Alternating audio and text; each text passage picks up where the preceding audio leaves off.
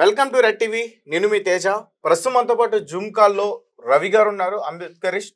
ఒకసారి ఆయనతో మాట్లాడే ప్రయత్నం చేద్దాం. ఎందుకంటే ప్రవీణ్ పాస్టర్ పైన వస్తున్న అనుమానాలు, అంటే ఆయన మరణం తర్వాత వస్తున్న అనుమానాలు, అంటే కొన్ని కోణంలో నేను చాలా విషయాలు కూడా నేను చర్చించాను.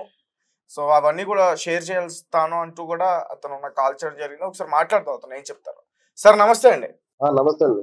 రైట్, మీరు ఏం చెప్పాలనుకుంటున్నారో ఎగ్జాక్ట్ గా మీరు చెప్పండి సార్. Okay sir. అంటే ఇప్పుడు నేను ఏం చెప్పాలి అనుకుంటున్నాను అంటే, ఈ పోస్ట్ మార్టం వచ్చేంత వరకు సామాజిక స్పృహ ఉన్నటువంటి ఏ ఒక్కరు కూడా ప్రవీణ్ పగడాల గారి మరణం గురించి ఎవరు పుకార్లు లేకూడదు అనేది పోలీసు వారు హెచ్చరించడం మంచి పరిణామమే.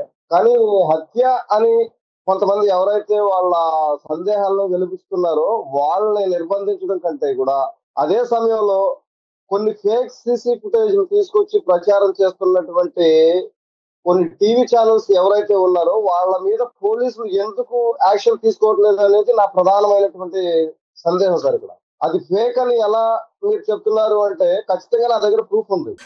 మొట్టమొదటిసారి ఎప్పుడైతే ఆ కేసర్ దగ్గర యాక్సిడెంట్ జరిగింది అని చెప్పి ఒక సీసీటీవీ ఫుటేజ్ రిలీజ్ చేశారో, ఆ సీసీటీవీ ఫుటేజ్ లో బండి ఆ పడిపోయినటువంటి బైక్ ప్రవీణ్ గారు అని చెప్పి ఏమి సందేహం అంటే క్లారిటీ ఏం లేదు.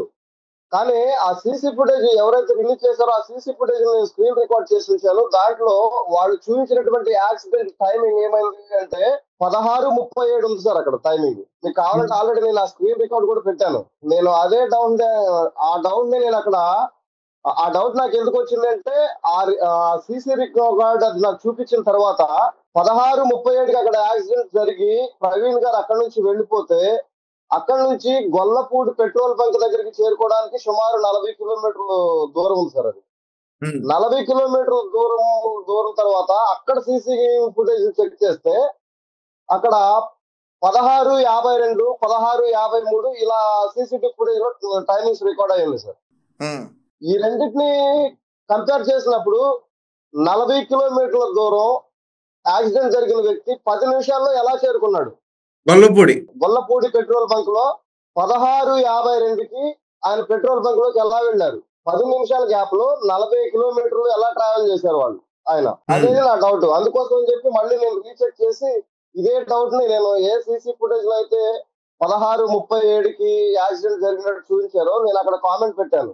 నెక్స్ట్ రెండో రోజు నుంచి విచిత్రంగా ఏం జరుగుతుందంటే, అదే యాక్సిడెంట్ ని 16:05, 16:07కి జరిగినట్టుగా ఆ సీసీ టైమింగ్ ని ఎడిట్ చేసి చూపిస్తున్నారు.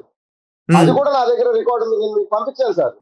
అయితే ఇక్కడ మెయిన్ దీని గురించి నేను మాట్లాడాలనుకున్నది ఇంకా ఏంటంటే సార్, ఇప్పుడు ఇది దుష్ప్రచారం అనేది క్లియర్ కట్ గా కనిపిస్తుంది.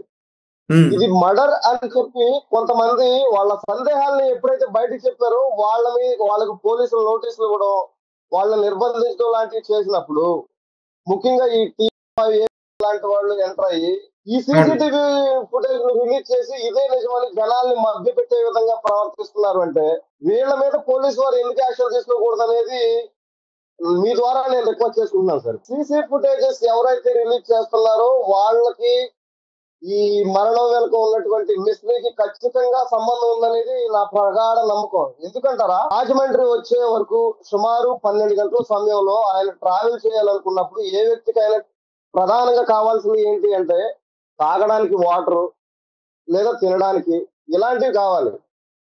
ఇప్పుడు ఈ సీసీటీవీ ఫుటేజ్ చెక్ చేసే వాళ్ళు ఎవరైనా కానీ ఇండివిజువల్ గా వాళ్ళు ఇన్వెస్టిగేషన్ చేయాలి అనుకుంటే, వాళ్ళ ఇన్వెస్టిగేషన్ ఎక్కడ స్టార్ట్ చేస్తారు అంటే, ఎవరైనా కానీ నిజాయితీగా ఉన్న వాళ్ళు రోడ్డు ప్రక్కన ఉన్నటువంటి ఏవైతే హోటల్స్ ఉన్నాయో ఆ హోటల్స్ లో వీళ్ళు ఇన్వెస్టిగేషన్ మొదలు పెట్టాలి సార్. కానీ ఈ హోటల్స్ లో ఇన్వెస్టిగేషన్ చేయకుండా కేవలం వీళ్ళు వైన్ షాపుల్లోనే ఎందుకు ఇన్వెస్టిగేషన్ మొదలు పెట్టారు అనేది నా మొదటి డౌట్. నిజంగా ఒక తాగుమూతుగా వీళ్ళు మాకు తెలియకుండా వీళ్ళకి తెలిసి ఆయన ఒక తాగుమూత అని అనుకుందాం. ఒకవేళ ఆయన తాగుమూతు అయినప్పటికీ వైన్ షాపుల్లో సీసీటీవీ ఫుటేజ్ చెక్ చేయాలి అంటే, హైదరాబాద్ లోని ఎన్ని వైన్ షాపులు ఉన్నాయి? ప్రతి ఒక్క వైన్ షాప్ దగ్గరికి వెళ్ళి వీళ్ళు సీసీటీవీ ఫుటేజ్ చెక్ చేయాలి కదా. ఏ సీసీటీవీ ఫుటేజ్ కూడా రిలీజ్ చేసినటువంటి ఓనర్ వీళ్ళకి కాల్ చేసి ఈయన మా దగ్గరకు వచ్చాడు, మా దగ్గర మందు కొన్నాడు అని చెప్పి వీళ్ళకి ఎవరు ఇన్ఫర్మేషన్ ఇవ్వలేదు. అంటే వీళ్ళు ఇండివిజువల్ గా వీళ్ళు సొంతంగా వీళ్ళు ఇన్వెస్టిగేషన్ మొదలు పెట్టినప్పుడు ఆ హైదరాబాద్ లో గానీ ఆయన బయలుదేరి ప్రమాదం ఎక్కడైతే జరిగిందో అక్కడ వరకు దారిలో ఉన్నటువంటి ప్రతి ఒక్క వైన్ షాప్ కి వెళ్ళి వీళ్ళు సీసీటీవీ ఫుటేజ్ చెక్ చేయాలి. వీళ్ళు ఇప్పటి వరకు ఎన్ని సీసీటీవీ ఫుటేజ్ వైన్ షాప్ లో చెక్ చేశారు? వాస్తవానికి దీని మీద నేను కూడా బయట అంటే గన్నవరం నుంచి పుట్టుపడి వరకు మధ్యలో ఒక 4-5 వైన్ షాప్ లో ఉన్న వాళ్ళని నేను మామూలు క్యాజువల్ గా నేను కూడా అడిగాను, కొంచెం క్యూరియాసిటీతో. ప్రెస్ వాళ్ళు ఎవరైనా సీసీ ఫుటేజ్ కోసం వచ్చారని అడిగాను. వాళ్ళు అన్న నా దగ్గరికి ఎవరు రాలేదని అన్నారు. నేను నిజంగా వెళ్ళి అడిగాను. కొన్ని సీసీ ఫుటేజ్ లో పర్టికులర్ గా ఎక్కడైతే ఆయన వైన్ తీసుకున్నారో అదే పర్చేజ్ చేశారో ఆ షాప్ కే వెళ్ళి వీళ్ళు ఎలా వెతకగలిగారు సీసీ ఫుటేజ్ ని? దీన్ని ఇలా పక్కన పెడితే ఈ ఇన్వెస్టిగేషన్ చేసేటటువంటి ఛానల్స్ దగ్గర ఒక్కొక్కరి దగ్గర ఒక 100 మంది ఎక్కువగా వ్యక్తులు ఉండి దీని మీద ఇన్వెస్టిగేషన్ చేశారే అనుకుందాం. వీళ్ళు ఎక్కడ వెతకాలి? హైదరాబాద్ నుండి రాజమండ్రి వెళ్ళేటప్పుడు ఆ హైవే ఏదైతే ఉందో దాని పక్కనే కదా వెతకాల్సింది. అలాంటిది ఏలూరులో వీళ్ళు మొట్టమొదటిసారిగా ఇదిగో మందు కొన్నారు అని చెప్పి రిలీజ్ చేసినటువంటి సీసీ ఫుటేజ్ ఆ హైవేకి సుమారు 3.5 నుంచి 4 కిలోమీటర్ల లోపల ఉంటుంది. పోలీసు వారు ఆయన ప్రయాణం చేసిన ట్రాక్ ఆ రోడ్ ట్రాక్ ఎప్పుడైతే రిలీజ్ చేశారో దాంట్లో అసలు అది లేదు. కానీ వీళ్ళు ఈ సీసీ ఫుటేజ్ చెక్ చేసిన వాళ్ళు కరెక్ట్ గా ఏలూరు దగ్గరకే వెళ్ళి 3.5-4 కిలోమీటర్ల లోపలికి వెళ్ళి అదే ఎక్కడైతే మద్యం కొన్నాడు అని చూపిస్తున్నారో ఆ వైన్ షాప్ లోకి పర్టికులర్ గా వెళ్ళి ఆ సీసీ ఫుటేజ్ ని ఎలా చెక్ చేయగలిగారు? దాన్ని చెక్ చేయాలి అంటే వీళ్ళు ఇప్పటికీ కనీసం ప్రవీణ్ గారు బయలుదేరినప్పటి నుంచి ఇక్కడ వరకు మధ్యలో ఉన్నటువంటి సుమారు ఒక 400-500 షాపుల్లో ఉన్నటువంటి ప్రతి ఒక్క సీసీ ఫుటేజ్ ని చెక్ చేసి ఉంటున్నారు. అక్కడ ఎక్కడ కూడా వాళ్ళకి ప్రాపర్ ఇన్ఫర్మేషన్ దొరకకపోతే అప్పుడు ఏలూరు ఎక్కడైతే ఈ సీసీ ఫుటేజ్ వీళ్ళకి దొరికిందని చెప్తున్నారో అక్కడికి వెళ్ళాలి. పర్టికులర్ గా అక్కడికే వెళ్ళి సీసీ ఫుటేజ్ ఎలా రిలీజ్ చేశారు అంటే ఈ విషయం నేను ఎందుకు చెప్పాలి అనుకుంటానంటే, ఎందుకు చెప్తున్నానంటే ఖచ్చితంగా ఈ సీసీ ఫుటేజ్ అనేది ఫేక్. బయటకు వచ్చిన సీసీటీవీ ఫుటేజ్ మొత్తం కూడా ఫేక్ అంటారా? ఖచ్చితంగా అంటాను సార్. మొత్తం అంటే ఇంకా బయటికి ఎన్ని రిలీజ్ చేశారు వాటిలో ఎన్ని స్కామ్ అనేది చెప్పలేదు, కానీ నేను చూసినటువంటి 3 సీసీటీవీ ఫుటేజ్ మాత్రం ఫేక్. వాటికి నా దగ్గర ఆధారం ఉంది. మరొక విషయం ఏంటంటే పర్టికులర్ గా కావాలని ఉద్దేశపూర్వకంగా దుష్ప్రచారం చేస్తున్నటువంటి ఈ టీవీ ఛానల్స్ పైన ఈ పోలీసు వారు ఎందుకు యాక్షన్ చేసుకోరు? వీళ్ళు సీసీ ఫుటేజ్ రిలీజ్ చేసిన తర్వాత ఇంకొక సన్నివేశం జరిగింది. పోలీసు వారు బయటకు వచ్చి ఎస్పీ గారు ప్రెస్ మీట్ పెట్టి బయటకి రిలీజ్ చేసినటువంటి సీసీ ఫుటేజ్లకి మాకు ఎలాంటి సంబంధం లేదు అని ఒక క్లారిటీ ఇచ్చారు సార్. కేఏ పాల్ గారితో మాట్లాడుతూ నువ్వెవడోరా నన్ను అడగడానికి, నాకు ఐజీ ఇచ్చాడు, సీసీ ఫుటేజ్ రిలీజ్ చేసి నాకు ఐజీ ఇచ్చాడు, నేను ప్రచారం చేస్తున్నాను, నీకేంటి అని ఆయన మీద చాలా సీరియస్ అయ్యారు. అది కూడా నేను స్క్రీన్ రికార్డ్ చేసి ఆ వీడియో కూడా నేను మీకు పంపించాను.